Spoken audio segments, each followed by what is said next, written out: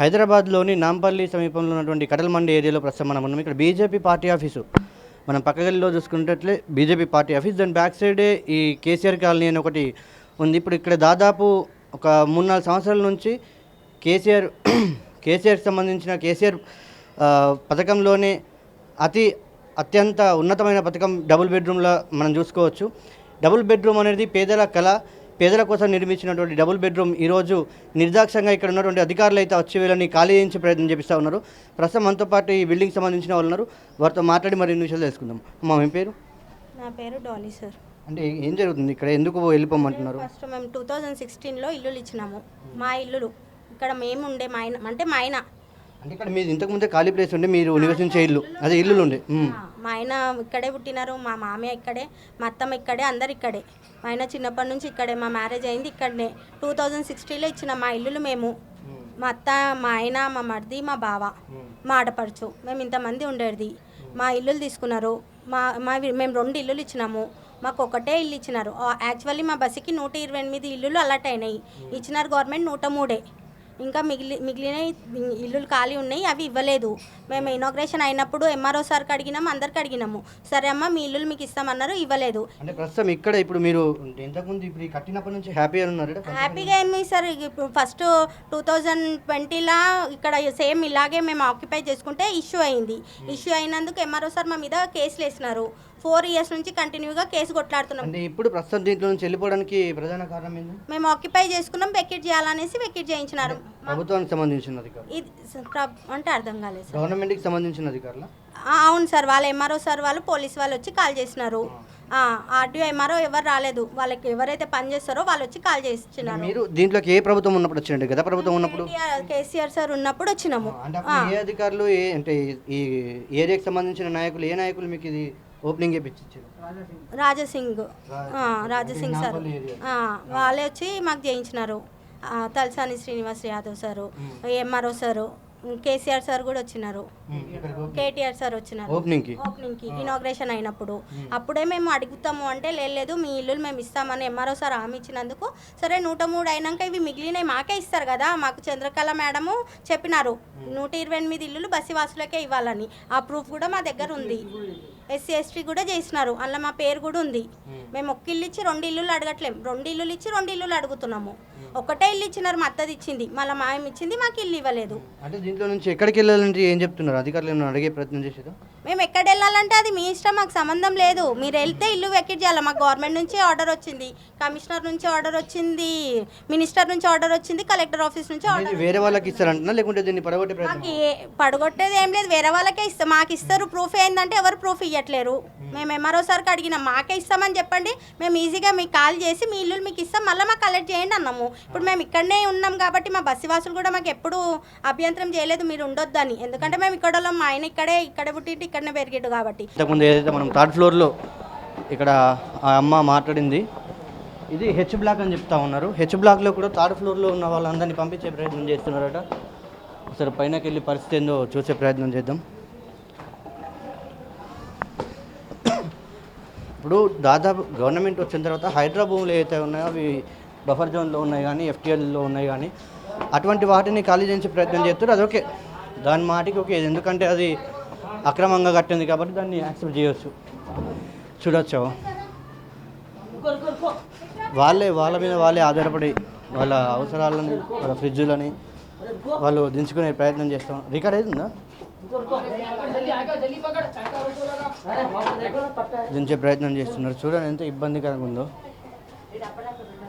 ఇప్పుడు ఎవరైనా ఇల్లు తీసుకునేటప్పుడు మనకు కావాల్సిన అవసరాలన్నీ కూడా ఇంట్లో సమకూర్చుకొనే నివసిస్తూ ఉంటాం. ఇప్పుడు నార్మల్గా టెంపరీది ఇది హాస్టల్ కాదు, ఒక లగేజ్ తీసుకొచ్చుకొని వెళ్ళిపోవడానికి సంసారంతో కూడుకున్న విషయం కాబట్టి కంపల్సరీ ఇంట్లో ఏ అవసరాలు ఉంటాయో అవన్నీ కూడా మనం సమకూర్చుకొని జీవనాన్ని కొనసాగించే ప్రయత్నం చేస్తాం.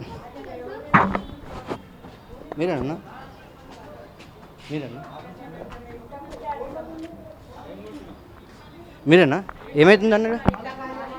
ఇది మాకు డబల్ బెడ్రూమ్లు ఫ్యామిలీకి ముగ్గురు పిల్లలు ఉన్నలకు 2 ఇస్తామని చెప్పి ఆ గవర్నమెంట్ కేసీఆర్ గవర్నమెంట్ నుంచి నడుస్తుంది.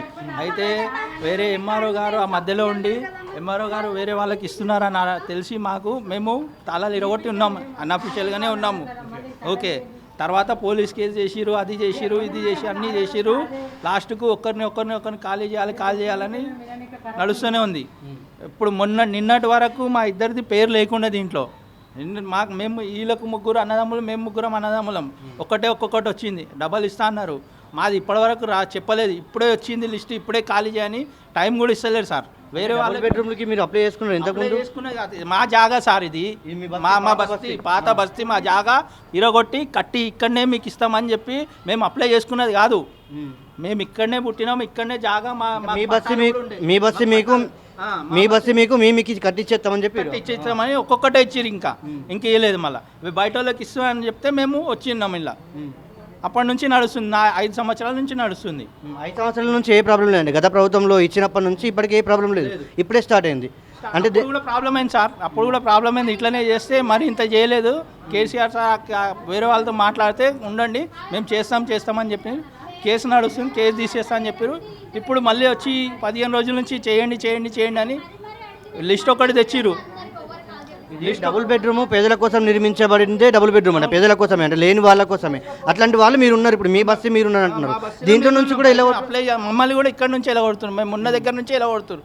మేము బయట నుంచి అప్లై చేసుకున్నది కాదు, మేము మాకు ఇవ్వమని కొట్లాడే. మా జాగాలకు వాళ్ళు వచ్చి కట్టి ఇస్తాము, మేము అడగలేదు కూడా. వాళ్ళకి పోయి కట్టేయండి అని వాళ్ళే వచ్చారు గవర్నమెంట్. చెప్పానండి, ఏం జరుగుతుంది? మా ఇల్లులు తీసుకొని ఇప్పుడేమో కాల్ చేయండి అని అంటారు. ఏడుకని పోతారు, ఒకసారి వచ్చి చూడండి ఎట్లా సామాన్లు పడేస్తుర్రు. అంటే గత ప్రభుత్వం ఇచ్చినప్పటికీ ఈ ప్రభుత్వం తీసుకోవడానికి కారణం ఏంటి అంటే మావే ఇల్లులు అన్న ఈడికని తీసుకున్నారు, ఇస్తామన్నారు. ఇప్పటి వరకు లేదు, 5 years అవుతుంది వచ్చి. అప్పటి నుంచి ఇప్పటికైతే ఇబ్బందులు ఏం లేవు కదంటే. ప్రతి నెల మేము తిరుగుడే, ఎంఆర్ఓ ఆఫీస్కి తిరుగుడే ఉంటుంది తప్ప ఏం రెస్పాన్స్ ఎవరిది ఉండదు అంతే. అంటే ఇప్పుడు మీకు ఏ అధికారులు చెప్పారు ఇలా నుంచి వెళ్ళిపోమని? ఎంఆర్ఓ కలెక్టర్ వాళ్ళ తరఫు నుంచి వచ్చింది, ఖాళీ చేయండి అని చెప్తున్నారు. చెయ్యమంటే అన్ని బయట వేసేస్తాం అని అంటున్నారు. అందరివి కాల్ చేయించారు. మాకు మార్నింగ్ నుంచి చెప్పలేరు, ఇప్పుడు సడన్గా వచ్చి ఇప్పుడు ఎటు పోతారు? ఇప్పుడు ఈ నుంచి ఎటు పోతామన్నా పైననే ఉంటాం, ఇంకా ఎటు పోతాం? మా ఇల్లు మేము వదులుకొని ఏటాన్ని పోతాం, కిరాయిలు కట్టుకొని ఏడాన్ని ఉంటాం మేము. అంటే మీరు అప్పుడు అప్లై చేసుకున్నారు? అప్పుడు అంటే డబుల్ బెడ్రూమ్ ఇల్లు ఇప్పుడు మీ బస్తీలో ఖాళీ చేసేది మేము అప్లై చేసుకున్నాం, అప్లై చేసింది రాలే. ఇది మా ఓన్ ప్రాపర్టీ, కట్టిస్తామని గులగొట్టి వస్తలేదు, వేరే వాళ్ళకి శాంక్షన్. మాకు 60 గజాల ఇల్లులు పట్టాలు ఇచ్చిరు. అప్పుడే కాంగ్రెస్ ప్రభుత్వం 91లోనే ఇచ్చింది, పట్టాలు ఇచ్చినారు మా బస్సులకి. తర్వాత వీళ్ళు కేసీఆర్ గవర్నమెంట్ వచ్చి మీకు ఇక్కడే డబల్ బెడ్రూమ్ కట్టిస్తామని చెప్తేనే మా జాగా మేము ఇచ్చినాం. మేము వెళ్ళి వాళ్ళకు అప్లై చేసుకోనికి మాకు కట్టియండి అని మేము వాళ్ళ చుట్టూ తిరగలేదు, వాళ్ళే వచ్చిర్రు. కట్టే మాకు సరిపోకపోతే ఇది ఒక్కంటికి 4 ఉంటే 2 ఇస్తామని చెప్పి అందరికి ఒక్కొక్కటే ఇచ్చిర్రు. అప్పటి నుంచి అడ్జస్ట్మెంట్ అంతే, ఇంకా లీగల్గా ఏం చేయలేదు. అప్పుడు చేసిరు సార్, మేము అక్కడ తిరిగి వాళ్ళతో చెప్పిస్తే ఆగింది అప్పుడు. ఇప్పుడు మాత్రం సామాన్ తీసి పడేస్తారు బయట. వెళ్తున్నాం సార్, కలెక్టర్ ఆఫీస్కి వెళ్తున్నాం, మండల ఆఫీస్కి వెళ్తున్నాం. ఇప్పుడే లేదు కదా సార్ కేసీఆర్ గవర్నమెంట్. అందరి దగ్గరికి వెళ్ళినారు సార్, అందరి దగ్గరికి వెళ్ళినాం, ఎవరు ఒప్పుకోవట్లేదు. ఇప్పుడు ఖాళీ చేయాలంటారు అంతే. వీళ్ళ బస్సులోనే వీళ్ళకి ఇల్లు కట్టిస్తామని చెప్పి అప్పటి ప్రభుత్వం ఏదైతే ఉందో వీళ్ళకి కట్టించి అధికారికంగా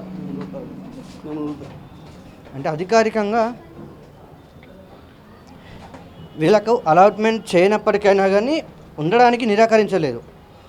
ఉండండి అని చెప్పేసి వీళ్ళు సంతోషంగా ఉన్నారు ఇన్ని రోజులు.